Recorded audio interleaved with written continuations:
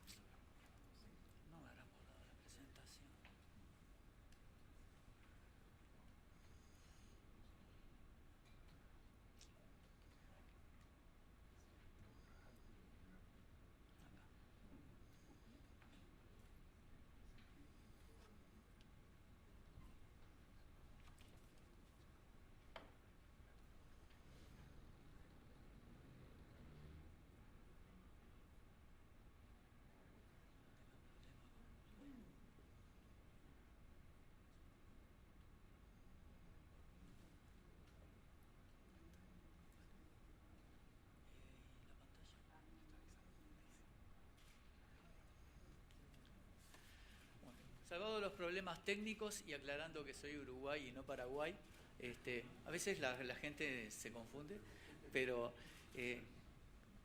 voy a iniciar mi presentación sobre respuestas del Poder Judicial del Uruguay, protección de los niños y de los adultos mayores. Esta presentación tiene como diseño de fondo el cuadro de El Bosco, el juicio final. Algún día todos nosotros compareceremos ante el Tribunal de Tribunales y nos va a preguntar y juzgar sobre qué hicimos por los demás y qué no hicimos por ellos, especialmente por los más débiles y los más vulnerables. Simón Bolívar decía que la libertad es la reina de las virtudes republicanas y sobre ella se asientan la libertad y la igualdad, que son las columnas del edificio.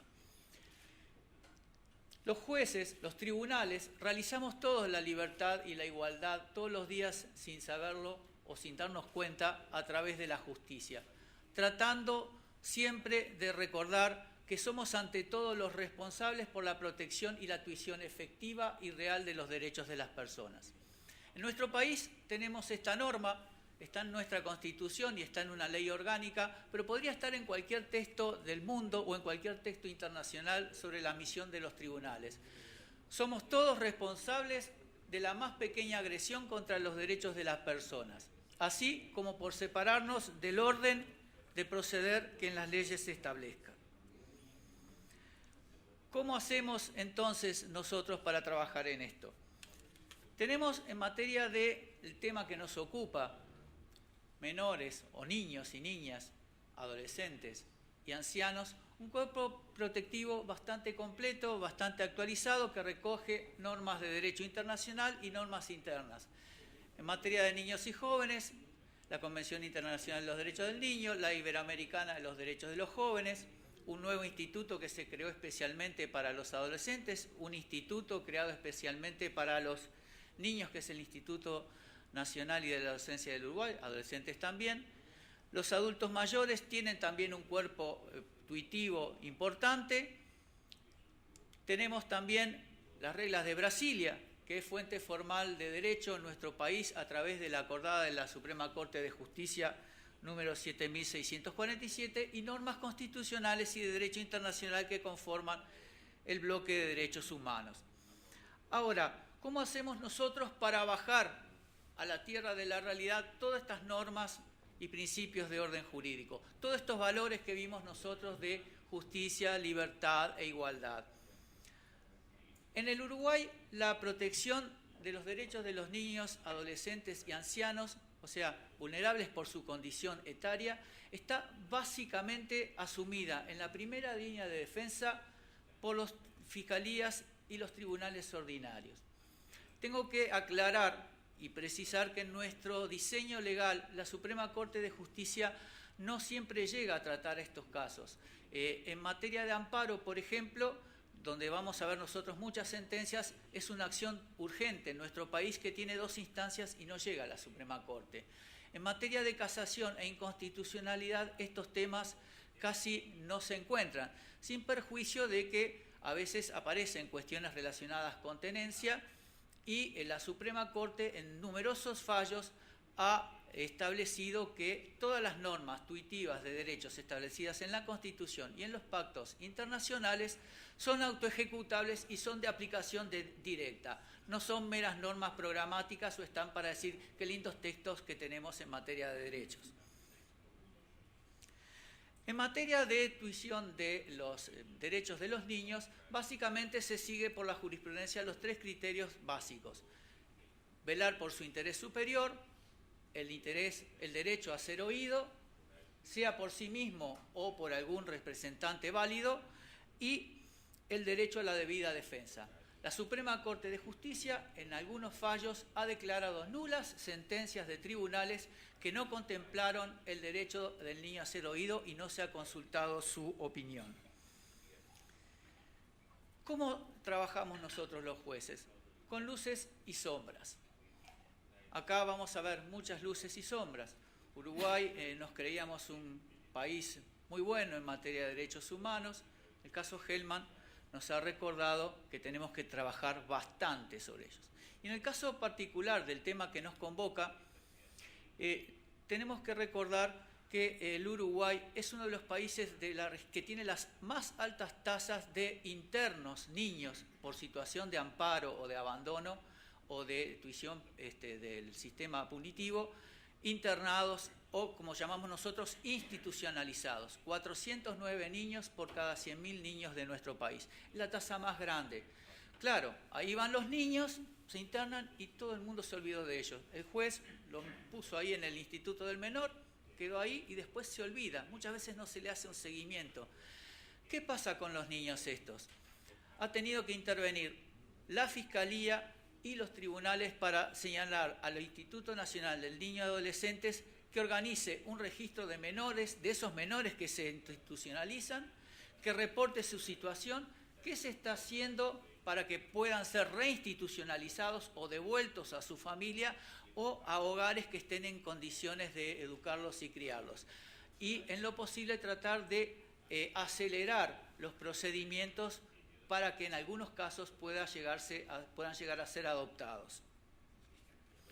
Pero tenemos del otro lado de los niños institucionalizados los otros niños, los que no son protegidos por el sistema, los niños de la calle.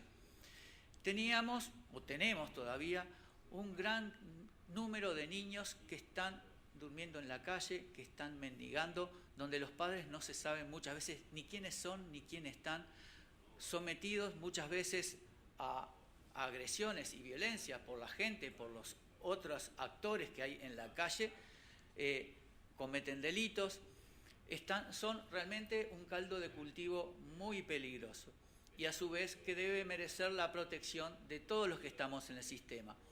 A través de una acción de amparo se obligó por un juzgado de familia, un humilde juzgado de familia, el Instituto Nacional de la Niñez y la Adolescencia, a que proceda a recoger a esos niños de la calle. Querrán creer que el instituto estuvo a punto de oponerse a la medida y de apelarla, pero por suerte primó la cordura y se puso a trabajar en el tema, sacando a los niños de la calle para tratar de buscarles albergo, cobijo o alguna forma de protección. ¿Qué pasa? Sale la sentencia, brillante, pero pasa el tiempo y ¿cómo se controla esto? ¿Cómo se cuida? Al tiempo, a los 2 años, la Fiscalía se entró a preocupar, bueno, ¿qué está pasando acá? ¿Realmente se está haciendo efectivo todo esto? El Tribunal de Apelaciones de Familia, en una situación que puede ser discutible, trató de no ser muy exigente con el Instituto Nacional de la Niñez y Adolescencia. Se dijo, bueno, sacar a todos los niños de la calle es una tarea que no siempre se puede hacer efectiva, es una obligación de medios, no de resultado, y bueno, hay que buscarse un criterio de razonabilidad, como, bueno, se hace lo que se puede. La pregunta es, ¿se hace realmente todo lo que se puede? Yo creo que en la vida no todo es solo posible, sino que es posible también cuando es querible. Niños con adicciones a las drogas. Tenemos en Uruguay un gran problema con esto, sobre todo con drogas de inicio duro que no son el cigarrillo o el alcohol, sino que empezó a ser la pasta base, la marihuana, a niños pequeños. Están destruyendo a una generación, están destruyendo a un sector muy vulnerable en la sociedad. Bueno, se le pidió al Instituto de la Niñez y Adolescencia que tome tratamiento y acción necesaria a estos niños, porque siempre el tema es, bueno, no hay tratamientos, no hay programas, esto falta de diseñarse, esto lleva su tiempo. Bueno, señores, el INAU gasta más en técnicos que en los niños, pónganse a trabajar en esto. Como todo, habrá que ver en el tiempo cómo se están manejando estas cosas, pero nos consta que el Instituto de la Niñez está trabajando en este tema y está elaborando programas. Esas son luces para nuestro sistema. Todas las normas de derecho internacional, las nuestras internas también, recuerdan que la privación de libertad tiene que ver como medidas de reeducación, como un estadio intermedio para posibilitar la reinserción de la sociedad. En nuestro caso, estamos teniendo una tasa de criminalidad adolescente muy alta. La sociedad se ha sentido muy inquieta y como fruto de una reciente reforma, la ley 19.055, este número de adolescentes institucionalizados pasó de 350 a 511. Uruguay tiene 3.300.000 habitantes. Es un número muy elevado. Entonces, como no hay espacio, se buscó, para solucionar el tema rápidamente, conseguir contenedores metálicos, de esos de los puertos, y acondicionarlos más o menos como para que puedan servir para garantizar cierta seguridad y reclusión. Yo quisiera saber si a ustedes les gustaría vivir en esos lugares. Realmente las condiciones eran deplorables, inhumanas, y a través de otra sentencia de amparo confirmada por el Tribunal de Apelaciones, se pidió que se erradicara ese tipo de establecimientos metálicos donde los niños eran sometidos a sus vigilancias de privación de libertad. A su vez, en el Uruguay han habido varias denuncias por malos tratos a niños y adolescentes durante sus condiciones de internación con medidas privativas de libertad. Hace poco llegó a la prensa y fue escándalo, nadie sabe cómo se filtró un video donde mostraba a 3 adolescentes, porque después fue uno sometido, a malos tratos por una treintena de funcionarios encargados de su vigilancia, a golpes, patadas, puntapiés. Las imágenes yo las iba a traer, pero como son muy duras, no, preferí, por razones de sensibilidad, no aportarlas. Entonces, tuvimos a raíz de este hecho 26 procesamientos, 19 con prisión y 7 sin prisión por el delito de tortura.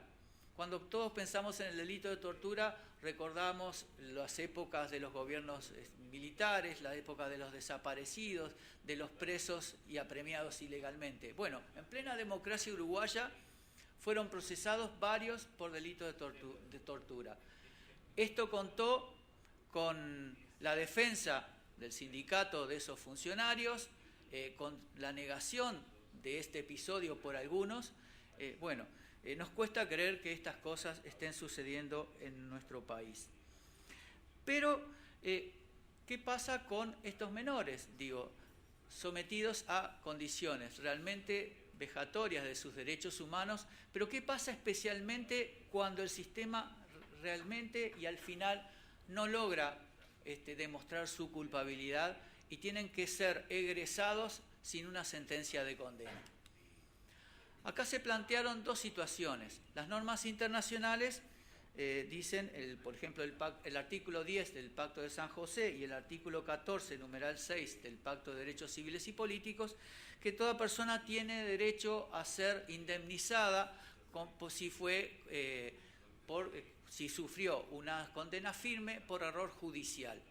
Bueno, una norma un significado con contenidos muy diferentes, pero acá estamos hablando de adolescentes que fueron privados de su libertad sin sentencia y no se logra después demostrar su culpabilidad. Entonces, acá han habido dos reacciones del tribunal porque estas personas fueron luego a reclamar por daños y perjuicios contra el Estado. Hubo un tribunal que dijo, el error judicial es inherente a su actividad. El sistema judicial a veces se equivoca, para eso hay apelaciones. Si el sistema se cambia de opinión, el sistema se autorregula, funciona así. Si eso no obedece a un error inexcusable y es parte del sistema, eso no causa responsabilidad para el Estado, porque así son las reglas y así son el juego. Una sentencia denegó el reclamo por daños y perjuicios. Como fue confirmatoria, esto no llegó a casación a la Suprema Corte. Ese es otro tema que nosotros tenemos en nuestro país, por el cual el propio sistema legal bloquea que la Corte pueda intervenir en estos temas. Después, en otro caso, en el tribunal en el que yo actúo, entendió que las normas internacionales no distinguen si ese error judicial debe o no ser inexcusable o excusable. Simplemente, si el sistema no logró probar que este adolescente era responsable, el sistema falló, lo sometió a un régimen de libertad injusto, indebido, máxime cuando en este caso concreto se trataba de un adolescente, aunque como dice el doctor Pérez, niño llega hasta los 18 años en algunas definiciones. Este adolescente fue sometido a una paliza durante su régimen de internación. Y era un muchacho con problemas depresivos, tuvo 2 intentos de suicidio durante su reclusión. ¿Cómo no había razón para indemnizarlo? Y acá la justicia actuó bien, está mal que lo diga, pero fue mi tribunal. Pero creo que yo me fui a dormir tranquilo con este fallo. En el caso de los ancianos, el Uruguay está en lo que podríamos llamar la zona gris de la justicia, the Twilight Zone. Tenemos un problema cuando se nos presenta un anciano en estado de abandono. ¿Qué juez debe intervenir? Y ahí, el juez de familia especializado en violencia doméstica dice, es un problema de abandono, no es necesariamente un problema de agresión en la casa o por otra persona. Puede ser sí una persona vulnerable, pero no es mi competencia que intervenga la justicia penal. Y la justicia penal dice, pero no es un psiquiátrico, yo no tengo por qué actuar en personas psiquiátricas. Y después, uno lo intenta internar en un establecimiento tratando de buscarle alguna contención pretoriana, porque los juzgados de familia tampoco intervienen, y los establecimientos de salud dicen, no, pero tienen que tener determinados requisitos administrativos, cierta edad, cierto problema, no tener parientes, todo un tema. En la práctica termina muchas veces interviniendo los jueces penales. La protección básicamente a nuestros ancianos está dado por el sistema de seguridad social y por el sistema pensionario, y después por el Ministerio de Desarrollo Social. No hay en realidad una protección judicial efectiva. Básicamente ha habido una protección indirecta por parte del sistema penal. Por ejemplo, Se ha procesado a algunos encargados de establecimientos de salud. Desgraciadamente el destino final, que va a ser de muchos de nosotros, por tener a esos ancianos en condiciones deplorables, en condiciones de faltas de higiene, o en otro caso donde se procesó a un encargado de establecimiento de salud que, aprovechando de la debilidad y vulnerabilidad natural de las personas, captaba su voluntad para hacerse poner como heredero a través de testamentos. Y después tuvimos un caso, sí, muy importante, que esto llegó a ser un verdadero escándalo. En los hospitales psiquiátricos, en las inmediaciones, se fueron juntando perros que la gente tiraba, abandonaba, fueron formando manadas. Empezaron a atacar a los pacientes y llegaron incluso a matar estos perros a una persona de 74 años. La justicia tuvo que actuar a través de muchos fallos para poder, de alguna forma, lograr que esos perros fueran expulsados o sacados de alguna forma del establecimiento. En lo posible se trató de no llegar a su exterminio. Y eso más o menos se ha ido logrando con las autoridades y algunas organizaciones de protección a los animales. Pero acá se habló de que había una gran vulnerabilidad de derechos humanos y que esta situación, aparte de ser una vergüenza, no podía seguir. Después, en algún caso, la justicia laboral actuó denegando la indemnización por despido a una empleada que maltrataba y negaba su atención a los ancianos. Esto es básicamente lo poco que hay sobre materia de ancianos. Y así estamos con estos temas. Mientras tanto, ¿qué podemos seguir haciendo? Tenemos que intentar seguir trabajando, buscar cada vez más ámbitos y espacios de protección, tratar de aplicar cada vez más las normas de derecho internacional de los derechos humanos y de la Constitución como un conjunto de valores que deben iluminar todo el sistema. Debemos tratar de acercar la mejor protección integral y en tiempo real a la gente.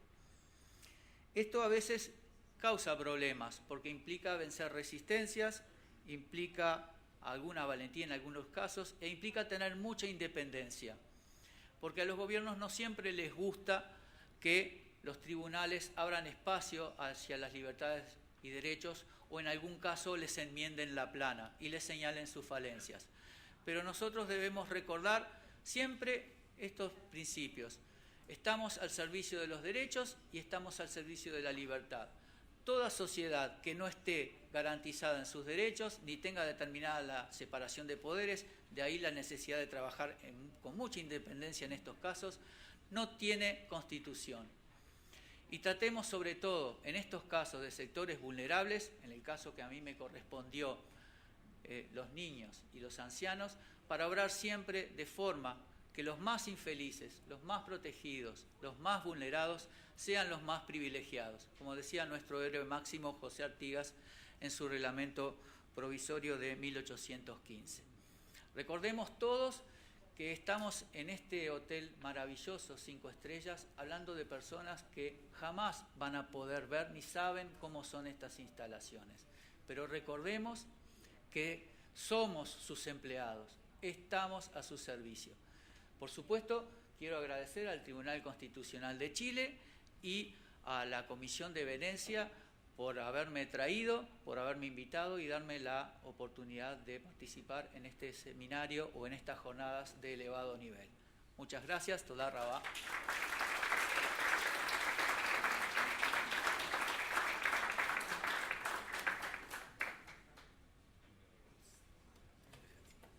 Muchas gracias, señor ministro. Bueno, el presidente del Tribunal Constitucional le hace entrega de la medalla de reconocimiento a su participación en este